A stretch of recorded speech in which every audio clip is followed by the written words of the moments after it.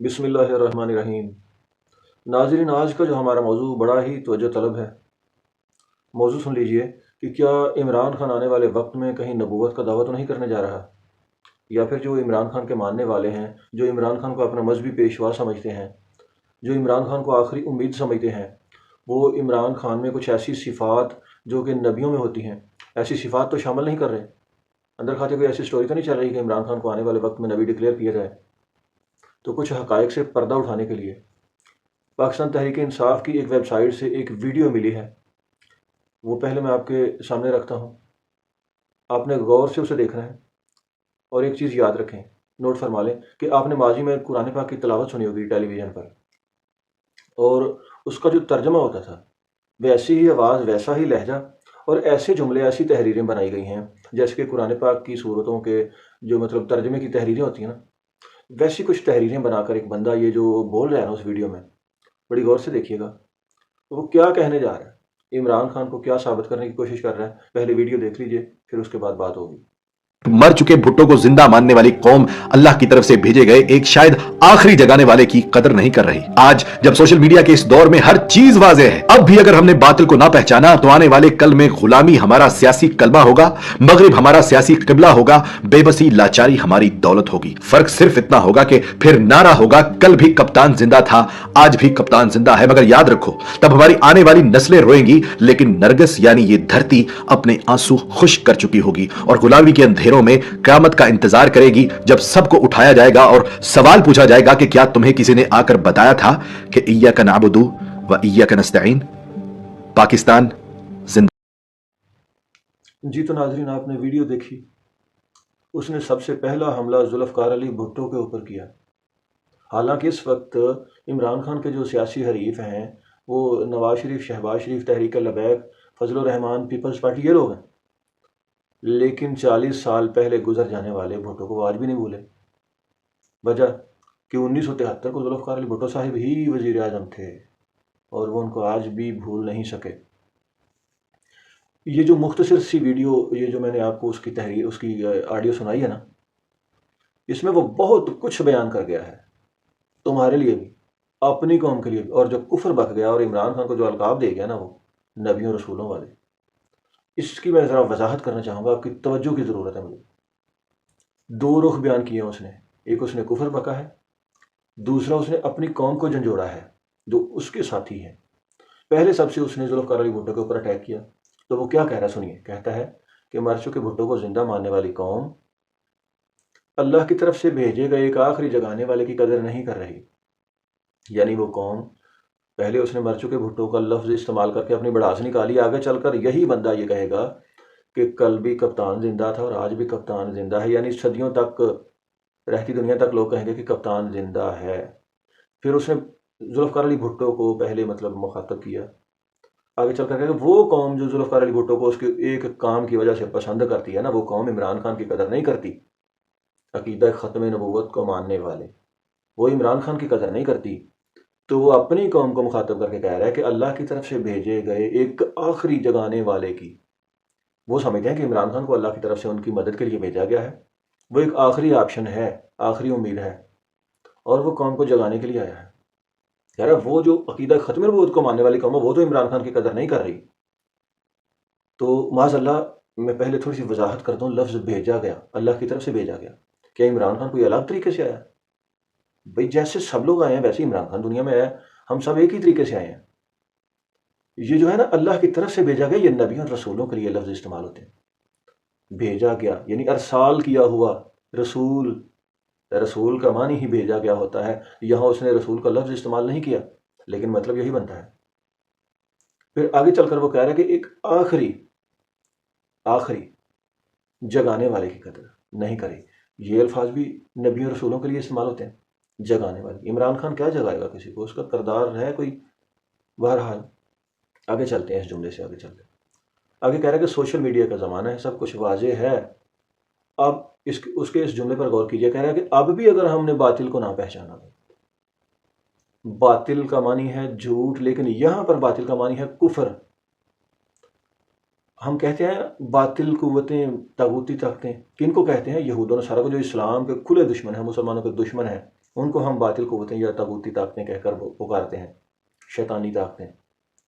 اور یہاں وہ کہہ رہا ہے کہ اب بھی اگر ہم نے باطل کو نہ پہچانا، یعنی ہم مسلمانوں کو وہ باطل کہتے ہیں، عقیدہ ختم نبوت کو ماننے والوں کو، مسلمانوں کو وہ باطل سمجھتے ہیں، کافر سمجھتے ہیں۔ کہہ رہا ہے کہ اگر ان کو نہ پہچانا تو پھر کہہ رہا ہے کہ یہ قیامت تک غلامی میں گزار دو گے، روتی رہیں گی نسلیں، زمین بنجر ہو جائے گی، رو رو کر اپنے آنسو خشک کر دے گی، اور بے بسی اور لاچاری میں ہی مطلب قیامت تک تمہاری گزرے گی۔ کہہ رہا ہے قیامت کی صبح آ جائے گی اندھیروں میں۔ وہ اپنی قوم کو مخاطب کر رہا ہے کہ اگر عمران خان کی مدد نہ کی، یعنی عمران خان کو وزیر اعظم نہ بنایا، تو غلامی میں گزرے گی، اندھیروں میں گزر جائے گی، زمین بھی بنجر ہو جائے گی، رو رو کر اپنے آنسو خشک کر دے گی، تو نسلیں روتی رہیں گی۔ اگر عمران خان کو وزیر اعظم بنا دو تو پھر سب اچھا ہے، یہ وہ کہہ رہا ہے، اور اپنی قوم کو جھنجھوڑ رہا ہے۔ تو آگے چل کر جو اس نے کفر بکایا اس پر ذرا توجہ کیجیے گا۔ آخری جملہ اس کا وہ کہہ رہا ہے کہ جب سب کو جگایا جائے گا، یعنی قبروں سے اٹھایا جائے گا، کہہ رہا ہے جب سب کو جگایا جائے گا اور سوال پوچھا جائے گا کہ کیا تمہیں کسی نے آ کر کہا تھا کہ ایاک نعبد و ایاک نستعین؟ بھئی قیامت کے روز نماز کا پوچھا جائے گا، روزے کا، عبادات کا، حقوق العباد، گناہ ثواب کا حساب کتاب ہوگا۔ یہ تو کبھی بھی کسی نے نہیں سنا ہوگا نا کہ عمران خان کے لیے بھی پوچھا جائے گا، کبھی وہ آیا تھا، تم نے اس کا ساتھ دیا تھا کہ نہیں، اس کو ووٹ ڈالا تھا کہ نہیں؟ یہ کس نے شامل کر دیا بھئی؟ یہ تعلیم کس کی ہے؟ علی محمد خان کہتا ہے جی قبر میں پوچھا جائے گا وقت کس کے ساتھ لگایا، میں کہوں گا عمران خان کے ساتھ۔ پیسہ کسے خرچ کیا، کہوں گا اپنے گھر پہ بچوں کے ساتھ، بچے عمران خان کے ساتھ، پاکستان کے لیے۔ بھئی یہ سوال کہاں سے لاتے ہو، کہاں سے تعلیمات سیکھتے ہو، کون ہے تمہارے پیچھے؟ خدا را ہوش کے ناخن لو۔ کہنے والا اپنی قوم کو جھنجھوڑ رہا ہے۔ کبھی اٹھو عمران خان ہم لوگوں کے لیے ایک آخری امید ہے، اللہ تعالیٰ کی طرف سے یہ آیا ہے مدد بن کر، یہ اللہ تعالیٰ کی طرف سے آیا اور آخری ہے، اور جگانے کے لیے آیا اپنی قوم کو۔ وہ اپنی قوم کو جھنجھوڑ رہا ہے کہ مسلمانوں کو پہچان، وہ ہمیں کافر سمجھتے ہیں، اور کہہ رہا ہے کہ اگر تم لوگ عمران خان کے ساتھ کھڑے نہ ہوگے تو پھر قیامت تک تم لوگ اندھیروں میں، غلامی میں، بے بسی میں، رونے دھونے میں گزار دو گے، اور پھر قیامت کو تم سے پوچھا بھی جائے گا کہ تم نے عمران خان کی مدد کیوں نہ کی تھی، اٹھے کیوں نہیں تھے۔ تو بہرحال میں اپنے مسلمان بھائیوں سے مخاطب ہو کر یہ کہنا چاہتا ہوں، پی ٹی آئی والوں سے، دوسرے پی ٹی آئی والے جو پہلے پی ٹی آئی والے ہیں نا، ان سے نہیں، جو اصل پی ٹی آئی والے ہیں، جو دوسرے پی ٹی آئی والے ہیں نا، جو مسلمان ہیں، الحمدللہ عقیدہ ختم نبوت کو بھی مانتے ہیں، میں ان کی بات کر رہا ہوں۔ میں ان کے آگے ہاتھ جوڑ کر اپیل کرتا ہوں کہ سمجھیے اس بات کو، یہ پارٹی بازی، یہ شخصیت پرستی نہیں، یہ غور کیجئے کہ عمران خان کیا ہے، اس کے پیچھے کون لوگ ہیں، وہ کن کے لیے کام کرتا ہے۔ اگر آپ لوگوں کو میری بات پر یقین نہیں ہے، اتنا کیجئے، ایک بہت بڑے عالم تھے ڈاکٹر اسرار احمد، 30 سال پہلے بھی بتا گئے تھے کہ عمران خان کیا ہے، کون لوگ ہیں جو اس کے اوپر پیسہ لگا رہے ہیں، جو اس کو اپنے مقصد حاصل کرنے کے لیے۔ حکیم سعید صاحب ایک کوئی عام شخصیت نہیں ہے، سب کچھ بتا گئے ہیں وہ لوگ 30 سال پہلے، تو پھر عمران خان نے ثابت بھی کیا۔ پھر ابھی تم بولو گے، گالیاں دو گے، لیکن چلیں آپ کی مرضی ہے۔ پھر تم کہو گے جی وہ جی یو این او میں تقریر کر دی، کیا کہہ دیا اس نے، یہ کر دیا وہ کر دیا۔ بھائی جو اپنے ملک میں درجنوں گستاخوں کو رہا کر کے یو این او میں جا کر ایک دو ڈائلاگ بول دے تو کیا فرق پڑتا ہے؟ وہ مصر کا صدر جمال عبد الناصر بھی تو امریکہ کے خلاف تقریریں کیا کرتا تھا نا، تو پھر بعد میں پتہ چلا اس کے مرنے کے بعد وہ تو تھا ہی امریکی ایجنٹ، اور امریکی تقریریں اس کو بیچتے تھے۔ پھر تم کہو گے کہ جی وہ اس نے ختم نبوت پہ پہرا دیا۔ کیا پہرا دیا اس نے؟ میسج ٹی وی کے اوپر بیٹھ کر عقیدہ ختم نبوت کا مذاق اڑایا، اعتراض کیا، لفظ خاتم النبیین نہ بول سکا حلف اٹھاتے ہوئے جان بوجھ کر۔ پھر حکومت ملتے ہی اس نے کرتارپور 35-40 کلومیٹر سامنے ان کا مرکز ہے، کرتارپور ان کے لیے کھول دیا۔ عمران خان کے ننہال کون ہیں؟ عمران خان کے سسرال کون ہیں؟ بھئی غور کیجئے، یہ ملک ہمارا ہے، ہم لوگوں نے یہیں رہنا ہے، تو اپنی آنے والی نسلوں کے لیے، اپنے ملک کے لیے، اپنے مذہب کے لیے ہم لوگوں کو سوچنا ہوگا، ہم لوگوں کو اٹھنا ہوگا۔ خدا نخواستہ اگر یہ ملک چھین گیا جو ان کا ایجنڈا ہے، تو پھر کشمیر کی طرف دیکھ لیں، اگر آپ پاکستان کی قدر نہیں ہے نا تو فلسطین، شام، برما، عراق، بھارت کی طرف دیکھ لیں۔ ان لوگوں نے، ان کے بڑوں نے کانگریس کو ووٹ تو دے دیا تھا، لیکن ان کی نسلیں بھگت رہی ہیں۔